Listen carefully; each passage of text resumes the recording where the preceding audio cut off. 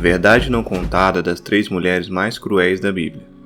Conheço o legado dessas 3 mulheres cujas histórias são entrelaçadas pelo poder e pela ambição e nos servem de espelho para os perigos da corrupção e da perda de valores morais. Imagine-se caminhando pelos corredores de palácios antigos, sentindo a tensão no ar e ouvindo os sussurros das tramas que se desenrolam nas sombras.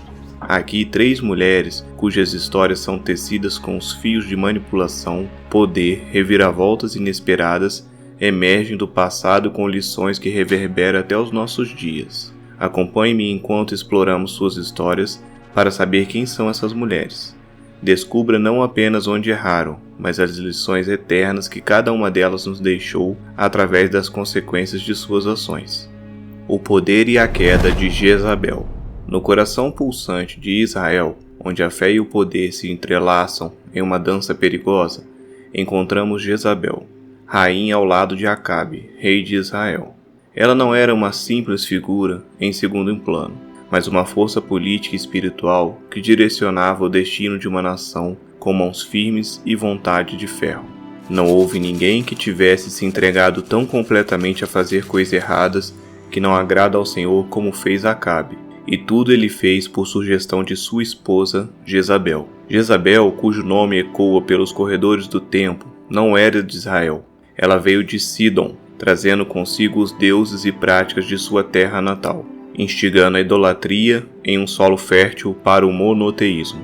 O altar de Baal erguia-se agora em Israel, um desafio ousado ao Deus de Elias, o tenaz profeta do único Deus verdadeiro. Seu embate com Elias após a humilhação dos profetas de Baal no Monte Carmelo revelou uma mulher que não recuava diante de uma ameaça à sua autoridade. A promessa de vingança de Jezabel enviou Elias em fuga, ilustrando o poder que uma rainha detinha até mesmo sobre os mais corajosos. O rei Acabe contou a sua esposa Jezabel tudo o que Elias havia feito e como havia matado à espada todos os profetas do deus Baal. Aí ela mandou um mensageiro a Elias com o seguinte recado: que os deuses me matem, se até amanhã, a esta hora, eu não fizer com você o mesmo que você fez com os profetas. E então temos o trágico episódio de Nabote. Jezabel, ao perceber o desejo de seu marido pela plantação de uvas de Nabote, recorreu à armação para conceder este pedido.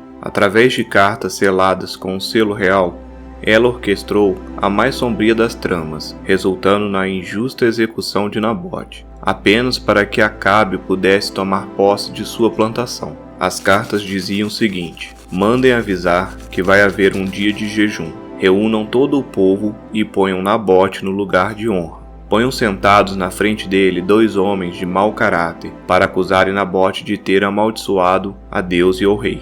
Depois levem Nabote para fora da cidade e o matem a pedradas. Esses atos não ficaram sem consequências. A justiça divina, embora às vezes lenta, é inevitável. Jezabel já era viúva, pois seu marido, o rei Acabe, havia morrido. Ela estava em Jezreel quando Jeú foi ungido rei de Israel e marchou para lá para assumir o trono. Jeú chegou na cidade e Jezabel soube que ele vinha chegando. Ela se arrumou e olhou pela janela. Quando Jeú entrou no portão da cidade, ela gritou para ele, talvez tentando intimidá-lo ou desafiá-lo. Jeú, sem se intimidar, olhou para cima e perguntou quem estava do seu lado. Alguns eunucos, que eram homens que serviam o rei e a rainha, olharam para ele. Jeú mandou que ele jogasse Jezabel pela janela. Eles obedeceram e Jezabel caiu, e sua queda foi tão violenta que seu sangue espirrou nas paredes e nos cavalos, e ela foi pisoteada pelos cavalos. Mais tarde, quando Jeú mandou enterrar Jezabel, como um ato de respeito final, pois ela era de fato uma rainha, só encontraram o crânio, os pés e as mãos dela.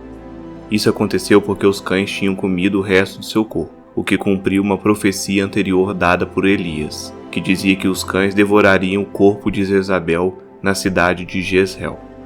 Essa história é muitas vezes lembrada como um exemplo de como o orgulho e a maldade podem levar a um fim trágico e como as profecias e as promessas de Deus, mesmo nas mais duras, acabam se cumprindo. Elias continuou dizendo: e quanto a Jezabel, o Senhor Deus diz que os cachorros comerão seu corpo na cidade de Jezreel. Mas o que Jezabel nos ensina? Em uma era onde a busca pelo poder pode ofuscar a moral e a ética, a história de Jezabel ressoa como um aviso sobre as consequências da corrupção e do abuso de poder. Ela nos desafia a refletir até onde estamos dispostos a ir para alcançar nossos desejos e a que custo. Vamos levar conosco o eco dessa história, enquanto avançamos para descobrir mais sobre aquelas cujas escolhas as posicionaram no lado sombrio da história bíblica. A ambição sem limites de Atalia.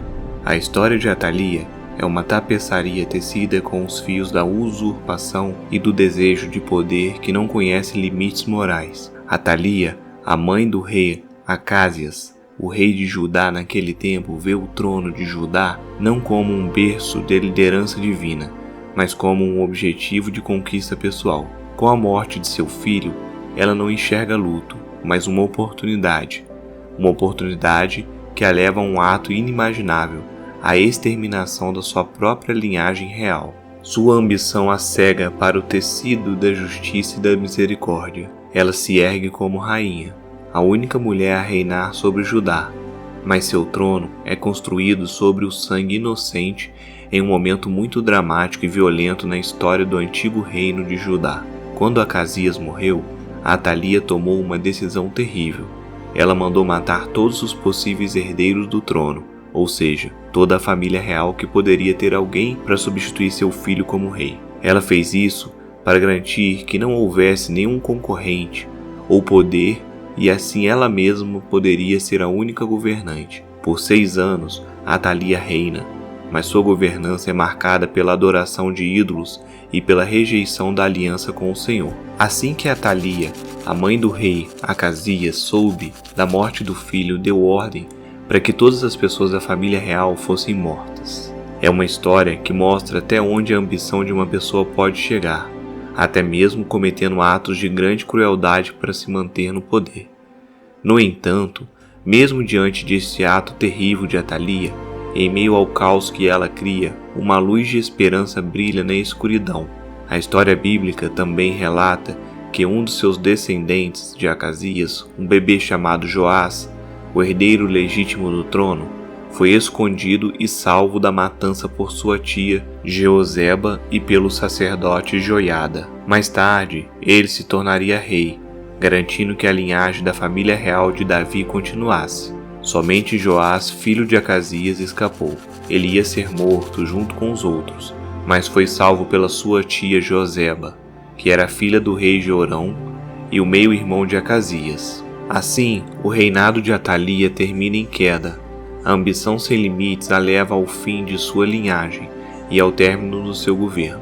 Joás é proclamado rei e Atalia derrubada, uma lembrança severa de que aqueles que se levantam pela espada perecerão. A vida de Atalia é uma lição sobre o perigo do poder desenfreado e a importância de se manter fiel aos princípios que nos guiam. Nossa própria jornada requer que reconheçamos nossas ambições, mas que as alinhemos com a justiça e o bem comum. Que a história de Atalia nos ensine a buscar não o poder pela sua própria causa, mas a liderança que serve, protege e promove a vida e a dignidade a todos. A dança de Salomé e a ruína de Herodias. No entrelaçar de nossas narrativas, deixamos as ruínas de Jezreel para entrar em um salão de festas iluminado por tochas e preenchido com as elites de uma era passada.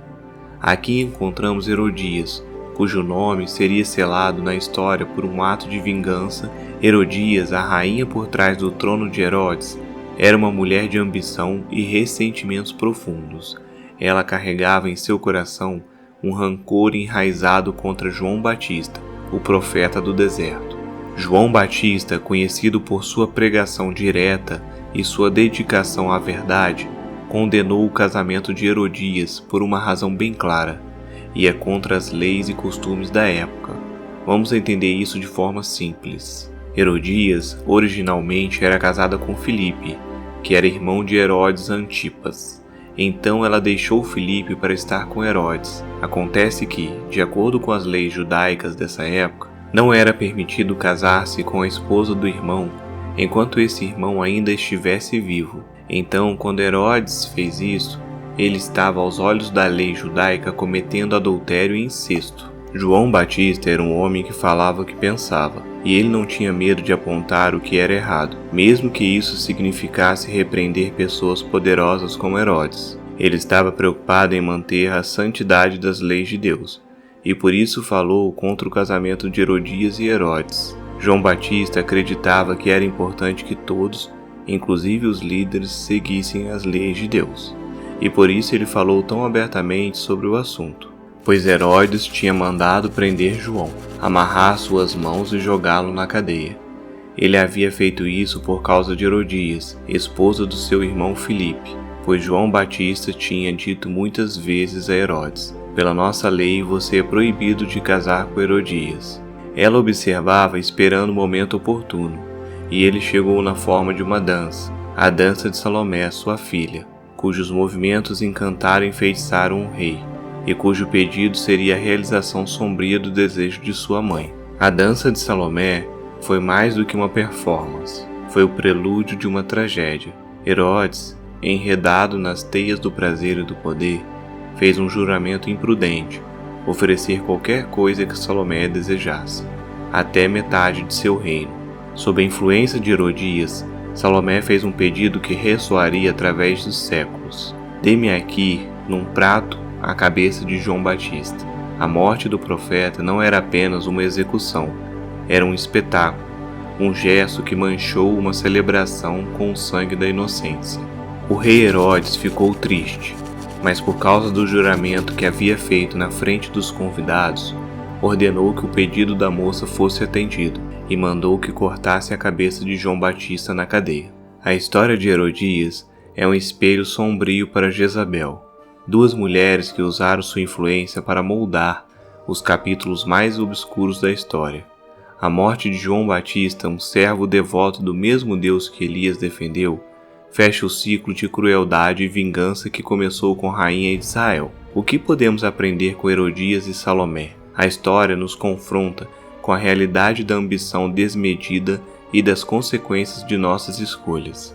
Em nossas próprias vidas, somos lembrados de que a verdadeira força não reside no poder de destruir, mas na sabedoria de edificar e preservar a vida. Lições de uma história controversa.